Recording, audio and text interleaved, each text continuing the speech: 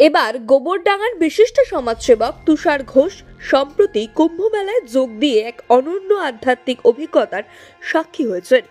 2025 সালের গত 24শে জানুয়ারি তিনি সপরিবারে নিজ বাসভবন থেকে নিজ গাড়িতে প্রয়াগরাজের উদ্দেশ্যে রওনা হন।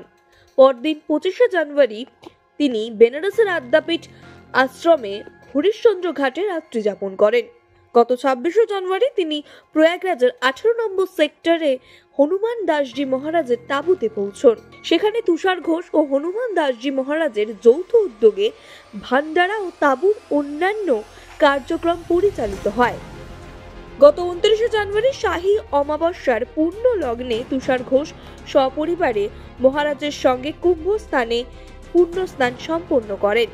তাদের এই ভান্ডারা ও সামগ্রিক ব্যবস্থাপনা উত্তরপ্রদেশ সরকারের প্রশংসা অর্জন করেছে বলে খবর।